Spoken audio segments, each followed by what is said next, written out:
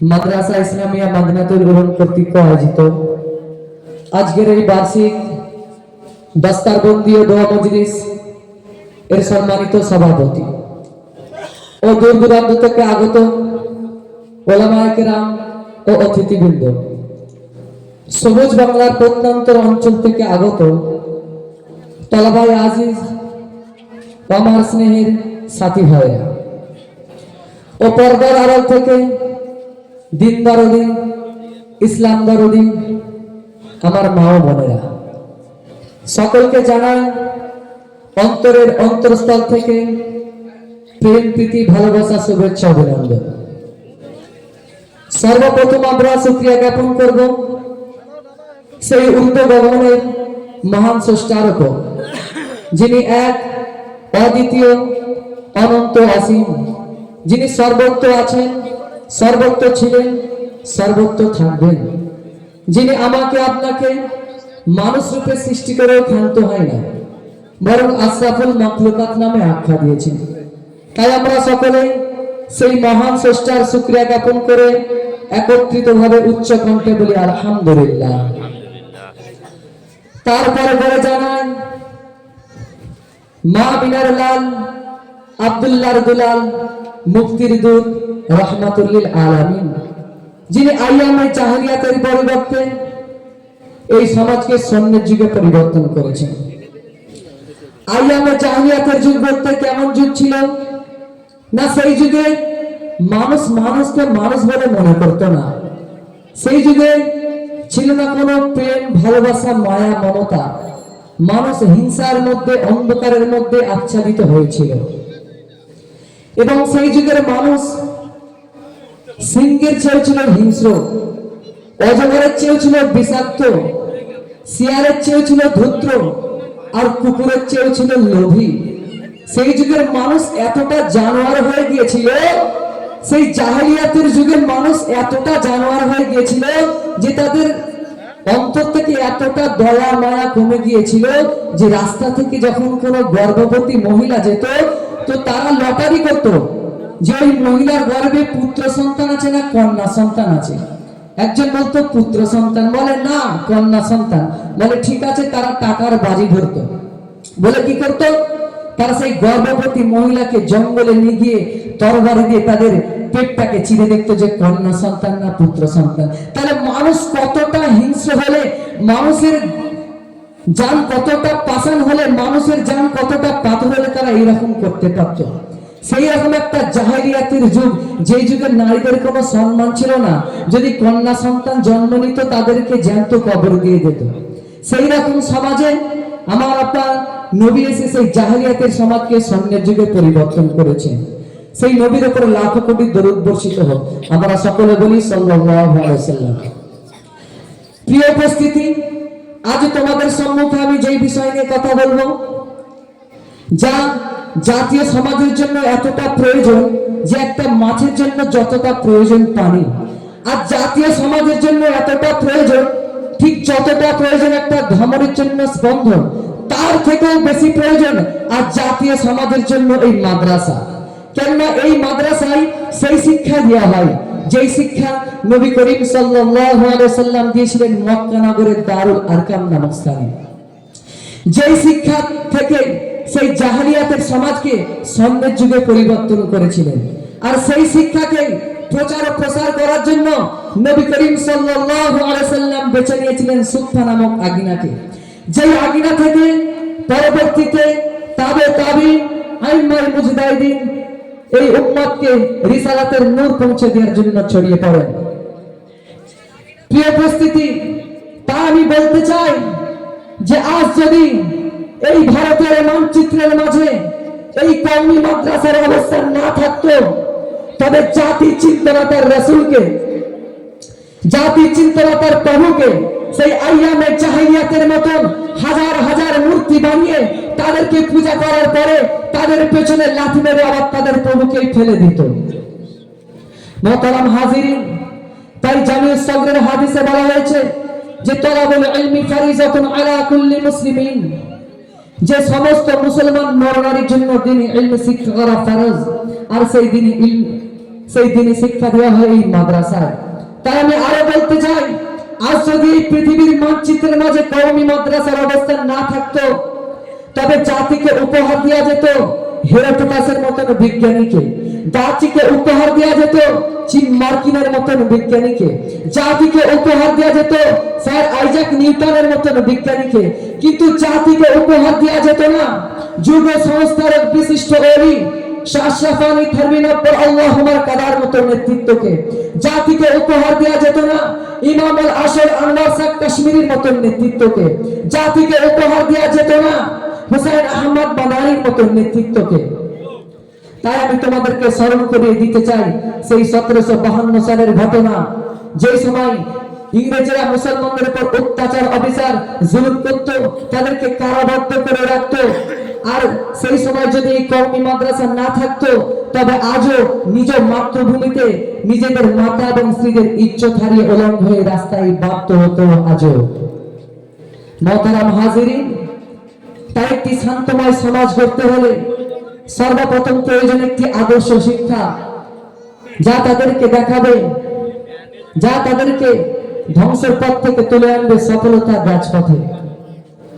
1857 সালে ব্রিটিশ খাতা সিপ্লব বিপ্লব বিদ্রোহী ব্যর্থতার ফলে যখন ভারতের শাসন ক্ষমতা চলে গেল ইংরেজদের হাতে, তখন মুসলমানদের উপর নেমে আসলো কঠিন অত্যাচার জুলুম অবিচার। ঠিক সেই সময় আল্লামা কাসেম নানতুবি রহমাতুল্লাহ আলাইহির নেতৃত্বে, ঠিক সেই সময় হুজুর সাল্লাল্লাহু আলাইহি সাল্লামের ইলহামি নির্দেশে আল্লামা কাসেম নানতুবি রহমাতুল্লাহ আলাইহি ভারতের সাতটা মসজিদের প্রাঙ্গণে একটি ডালিম গাছের নিচে বিশ্বের কওমি মাদ্রাসার প্রাণকেন্দ্র দারুল উলুমের ভিত্তি স্থাপন করে। আর তারই সূর্য সন্তানেরা নিজেদের বুকের তাজা রক্ত ঢেলে দিয়ে ইংরেজের বন্দুকের সামনে দাঁড়িয়ে, ইংরেজদের গুলির সামনে দাঁড়িয়ে, ইংরেজদের বন্দুকের সামনে বুক পেতে দিয়ে নিজেদের জানটাকে কুরবান করে আমাদের কথা ভেবে সেই ইংরেজদেরকে ভারতবর্ষ থেকে বিতাড়িত করে আমাদেরকে দান করেছিল একটা ইংরেজ মুক্ত স্বাধীন ভূখণ্ড। মোহতারাম হাজিরিন, তাই এই জাতীয় সমাজ সংস্কারে এই কওমি মাদ্রাসার অবদান অপরিসীম। কিন্তু এই জাতীয় সমাজ সংস্কারে কওমি মাদ্রাসার অবদান অপরিসীম থাকার সত্ত্বেও কিছু পশ্চিমাদের দালাল আছে যারা এই মাদ্রাসাগুলোকে ধ্বংসের পায়ে তাড়া করছে। আমি তাদেরকে হুঁশিয়ার করে বলতে চাই, এই ইসলাম বিদ্বেষ দালাল, এখনো সময় আছে, শুধরে যাও। আল্লাহ রাসূলের বিরোধিতা ছেড়ে সরল সঠিক পথে ফিরে এসো। কারণ আল্লাহ তার রাসূলের বিরোধিতা করা মানে, কারণ উলামা ইকরামের বিরোধিতা করা মানে স্বয়ং আল্লাহ তার রাসূলের বিরোধিতা করা। আর আল্লাহ তার রাসূলের বিরোধিতা করতে গিয়ে ফিরআউনের নমরুদের যে অবস্থা হয়েছিল তার থেকে শিক্ষা গ্রহণ করো, অন্যথায় এদেশের আলেম উলামা বেঁচে থাকতে তোমরা আল্লাহ তার রাসূলের বিরোধিতা করবে আর আমরা নিঃসুপ দর্শকের ভূমিকা পালন করব, তা কখনো সম্ভব নয়। প্রয়োজনে আমরা জীবন দিতে রাজি আছি, প্রয়োজনে আমরা বিপ্লব করতে রাজি আছি, কিন্তু তোমাদের মতো নাস্তিকদেরকে আমরা বিনা চ্যালেঞ্জে ছেড়ে দেব না। কারণ আমরা সেই আলেম উলামার নাসাল, যে আলেম উলামা যখন এই ভারতবর্ষ যখন পরাধীনের মধ্যে ছিল, যেমন সেই আলেম উলামা আমাদের পূর্বপুরুষেরা যেমন নিজেদের বুকের তাজা রক্ত ঢেলে দিয়ে বিদ্রোহের মাধ্যমে যেমন আমাদেরকে এই ভারতবর্ষে স্বাধীনভাবে বাঁচার একটা উপায় খুলে দিয়েছে, ঠিক সেই রকম ভাবে আমরা জীবনের রক্ত থাকতে তোমাদেরকে ছেড়ে দেব না। তাই আমরা তাদের সঙ্গে বিপ্লব করতে রাজি আছি। হে বাতিল শক্তি, তোমাদের কাছে আমাদের পাইগাম যে আমরা তোমাদের সঙ্গে লড়তে রাজি আছি। আরে আমরা ভয় করবো কেন? আমরা তো এখানেই পিছিয়ে যাচ্ছি। ওরা যদি বাতিলের পক্ষে লড়াই করার জন্য ময়দানে নামতে পারে, তাহলে আমরা হকের জন্য লড়াই করব, আল্লাহর জন্য লড়াই করব, আমাদের আবার কিসের ভয়? ওরা যদি বাতিলের পক্ষ হয়ে ময়দানে নামতে পারে, তাহলে আমরা হকের পক্ষ হয়ে ময়দানে নয় জীবনের রক্ত দিতে প্রস্তুত আছি। পারি, আমরা যদি না তাদের সঙ্গে মোকাবিলা চালু রাখতে পারি, এমন একটা সময় আসবে যখন আসাদ মাদানিও থাকবে না, এমন একটা সময় আসবে যখন সিদ্দিকুল্লাহ চৌধুরী থাকবে না, এমন একটা সময় আসবে যখন আল্লাহর দ্বীনের জন্য কথা বলার মতন কেউ থাকবে না। তাই আমাদের পরবর্তী নাসল যারা আছো তারা একটা কথা ভেবে নিবে, তারা একটা কথা চিন্তা করে নিবে, যখনই দেখবে শামসুল হক ফরিদপুরীর মতন আল্লাহর কোরআনের বিরুদ্ধে কেউ কথা বলছে, আল্লাহর আইনের বিরুদ্ধে কেউ কথা বলছে, জীবনের রক্ত দিয়ে হলে তাদের সেই ষড়যন্ত্রকে রুখে দেওয়ার চেষ্টা করবে। আর সেই বাতিল শক্তিকে জানিয়ে দেবে, হে বাতিল শক্তি, তোমাদের কাছে আমাদের পয়গাম, স্পষ্ট পয়গাম শুনিয়ে রাখছি, তোমরা যদি আল্লাহর দ্বীনের এতটুকু ক্ষতি করতে চাও, তোমরা যদি আল্লাহর কোরআনের আইনের বিরুদ্ধে কথা বলতে চাও, তোমরা যদি রাসূলের ইজ্জতের উপর সামান্যটুকু দাগ আনতে চাও, তাহলে আমরা লক্ষ কোটি মুসলমান শাহাদাতের সিঁড়িতে রক্ত দিতে প্রস্তুত আছি, কিন্তু তোমাদেরকে আমরা ছেড়ে দেব না।